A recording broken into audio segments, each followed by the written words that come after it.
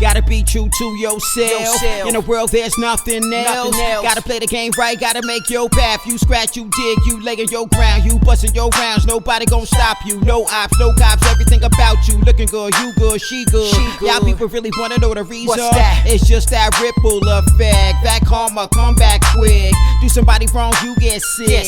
I just inspire kids, because of that maybe I get rich. Gotta see the future, be smarter than a rooster. No hookah, you focus. No drinking, no smoking, no tokens, no handouts. Everybody in the world, get your plans out. Let's do it, let's go, let's get our minds ready. We elevate intellects right here on the KDOT show. That's just that ripple effect. That's just that ripple.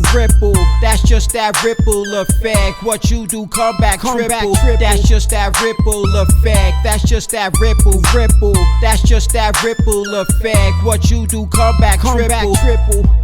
Hey, what's going on? It's your girl KDOT back in the Ripple Effect. You already know what it is, and you already know the vibes. Shout out to all my supporters. I appreciate you guys. Please make sure you listen, like, and subscribe. Catch up on those episodes if you haven't already, because we're going to get right into it. We're switching over to a little bit of NBA action. Why? Because the drama in the NBA offseason don't stop. Today, we're going to be talking about Robert Sarver. If you're not sure who that is, he is the owner of the Phoenix Mercury and the Phoenix Suns. So that's the WNBA team, and you have the NBA team. Now, the allegations against him were incriminating. They were obscene. They were insensitive. It's just not what you want. It's not what you want ever in any workplace. So we're going to attempt to unpack everything that's been going on, because this is a story that has been evolving for about a year now. I believe it was a reporter by Baxter Holmes that broke the story. So shout outs to him on ESPN for actually, seeing this story through to the end, because I can only imagine what he had to go through, to kind of get all this out, because it's one thing if we accuse an employee or a player, right, of something, because it seems to me that it's so easy for people to kind of jump on a player, right? If you hear something about a player, whether it's negative, whether it's true or not, we're obviously only talking about negative right now, but whether it's true or not, it doesn't matter. There's so much bias that comes into play here, and people just kind of they're just ready to hang them out to dry, right? It's just crazy.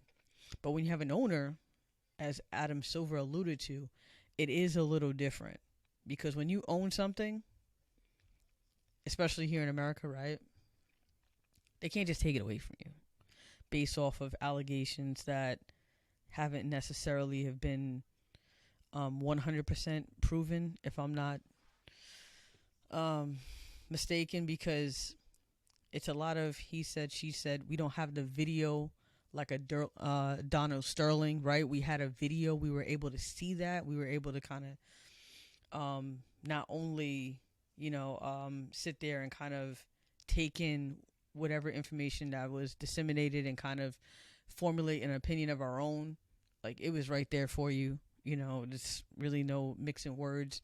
You know what's in his heart and his worldly view of things, right? So that was like the biggest takeaway right now. Adam Silver just addressed the comments. He addressed the investigation that went on that didn't necessarily find him to be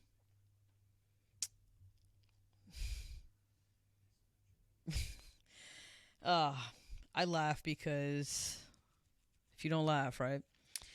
So if I'm understanding this correctly, they could not determine what's in his heart. And we're talking about him, meaning Robert Sarver. They did an investigation. I don't know how any investigation really determined whether it was in somebody's heart or not, because that still kind of leaves room for interpretation depending on who is the one interpreting that information. But they couldn't find any findings that he believed those things in his heart. Those things, I'm going to break it down for you.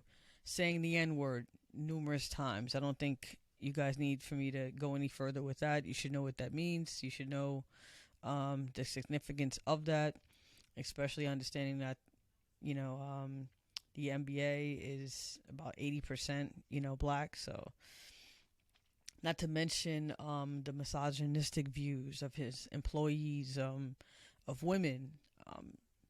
Them, a woman had just came back from maternity leave, and I believe that she just, you know, was pregnant again. And for most people that I know, that's a blessing, you know, and you don't. That's supposed to be celebrated, I would think, right? But no, he actually says something to the fact of, you should be at home, you know what I mean, like breastfeeding for your kid or something like that, like some nonsense. And then he was just like, you sure you want to do this again, knowing that you were just out for all that period of time? I mean, just things like that. And it's just sad because I know a lot of people who have to deal with that. And if you fall under those, you know, minority groups, you know, or groups who are suppressed, who had to, you know, fight for your right to do, you know, just regular stuff, you know what I mean? Like, fight for your civil rights. You've heard these things so many times, you kind of just like roll your eyes to it after a while, but it's just like, enough is enough. Like, you know what I mean? It's like, come on, man. Like, you do depend on these owners to be leaders, right? These companies out here, you know, they've been successful, and okay, good for you, right?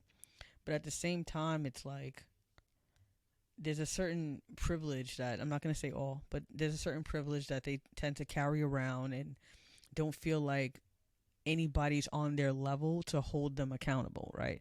Unless it's somebody else that's in their situation that's just as elevated, right, that they feel that can kind of call them out. And let's face it, people who are in that type of level, they're not trying to hear what anybody else is trying to say.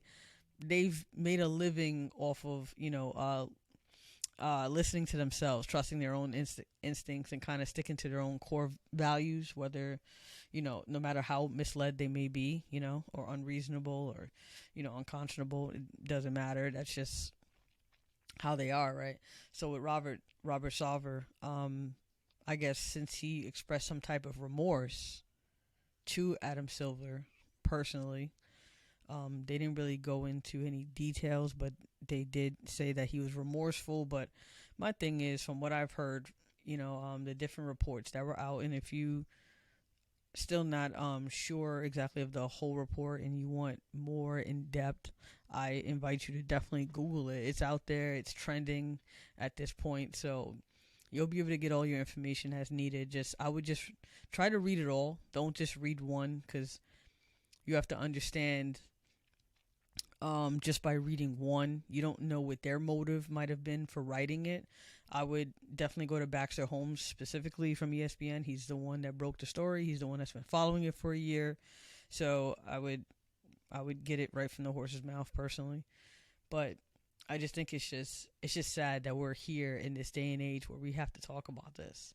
You know, we're not even talking about, you know, Donovan Mitchell and him going to the Cavs, right? And how he just landed, and how he's going to be matching up with Garland. Like, we have to sit here and talk about this, and some people may not, you know, care, or they may feel like it's just not warranted, but it is. And that's the problem. The problem is because it just is. It still exists. It's not something that we can keep turning a blind eye to. Some people would say, oh, why don't you just quit? Oh, yeah, because it was easy to get a job like that. It's easy to work for, you know, an organization that they probably worked their entire life for, and they can just quit just because, you know, somebody said something that they didn't like. Like, bro, it's way deeper than that. Why should they have to quit their job because somebody shares views that, you know, that's just unbecoming of a human? Like, I hate it when people say that. Like, oh, if you don't like it there, if you don't like the owner, then just leave. And it's like, it's just disrespectful to the work that somebody put in, you know, in order to obtain that job, and they have to deal with disrespect. We're not even talking about them not fulfilling their duties as an employee. I'm pretty sure, when they, was sending out their resumes to Indeed or LinkedIn or wherever, I'm sure, under all those responsibilities, it wasn't be berated, be harassed, have your civil rights kind of just like thrown out the window just because you signed up and you earned a check. Like, come on. Here's the biggest thing, too, that I think a lot of people have experienced, especially after the pandemic and understanding everything that's been going on here. It's just, listen, just because you work for a company, it does not mean they own you. It does not mean they own you. Do you understand that? They have a life outside of work, as they should. They clock in. They fulfill their duties in order to get that paycheck, and they clock out. That's what employees do. And when you're the boss, it's not much sleep. There is no clocking in and out. You're always on the go. You're always on the clock, so to speak. And if there's a problem, you're supposed to be a leader. You're supposed to be the one, handling problems like that, because you expect things like that from employees. You don't expect that from the leader. Like, how do you build a franchise off of, hate and just ignorance? How do you expect people to want to work for you? You know what I mean? But I guess when you have that much money and you have that much power, it doesn't really matter how you treat people, because at the end of the day, your check still clears. You're still good. You wake up in the morning, yeah, I'm still rich, so. No. It's ridiculous, and as much as I like Adam Silver as a commissioner, and I do think he is the best commissioner in sports, I will say that. I can't really speak on all of sports, but I just like the way he really backs the players and kind of lets them kind of lead the way, in a sense, of how they feel about things, especially when it comes to social injustice and, civil liberties, like just basic human rights. Then I like the way he lets them kind of just guide the conversation, because obviously it's a lot closer to home too. And I thought it was interesting too that Adam Silver said that he was surprised by this, by the news, by Robert Sarver and his unwillingness to change, even though multiple employees told him to stop using the N-word, stop talking like that to women, things of that nature, or him speaking on diversity training and how he hates it, he can't stand it, he doesn't understand why we need it, which is ironic because, bro, you're literally the reason why we need it. It's just amazing, right? But Adam Silver said he was surprised, but then asking some of the players, he didn't mention names. I guess he kind of just wanted the players to come out on their own time and speak to these allegations and, kind of formulate their own opinion, unadulterated, which I kind of respect. But at the same time, it's like when he asked those players, the players said they weren't surprised at all. And he was then in turn surprised by that. And I don't want to speak for everybody, because that's one thing about black people I can say is, if you're the only black person in the room, aren't you tired of feeling like you're the ambassador for all black people?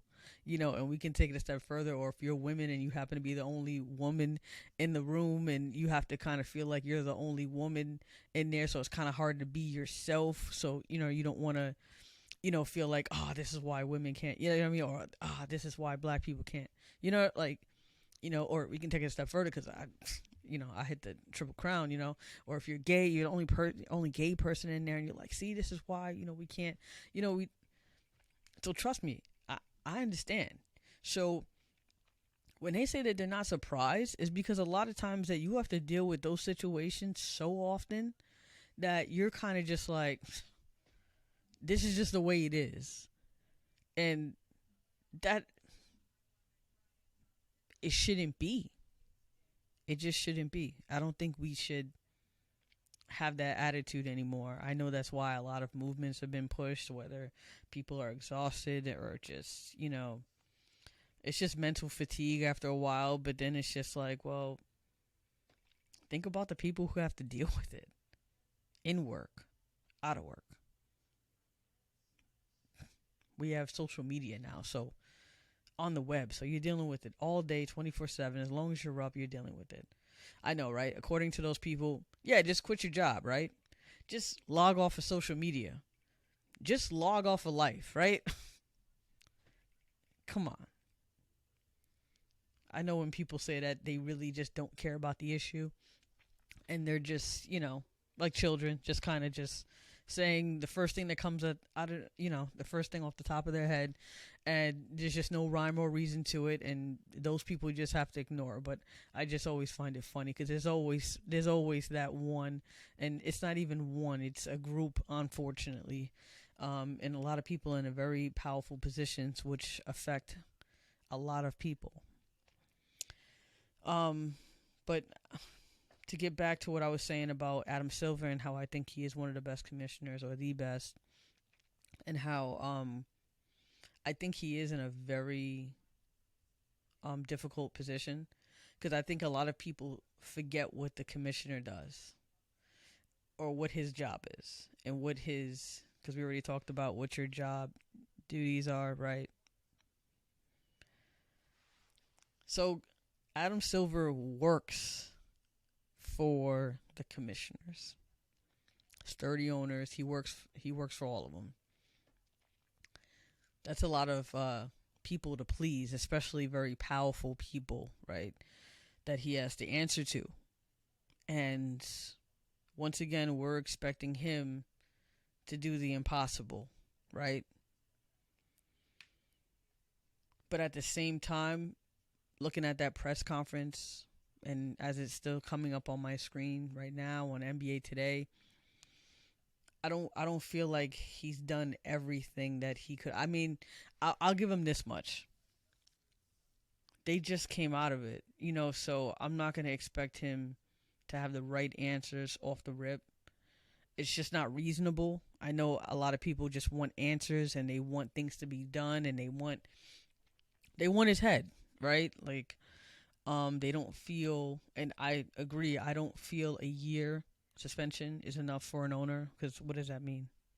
For an owner, what exactly does that mean? He's paying $10 million in a fine. Again, what does that mean? You know what I mean? Like, what does that mean?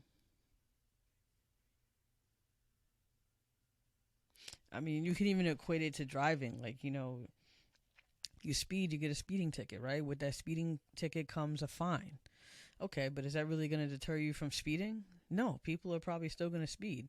I think what deters people from speeding is the point system that we have, right?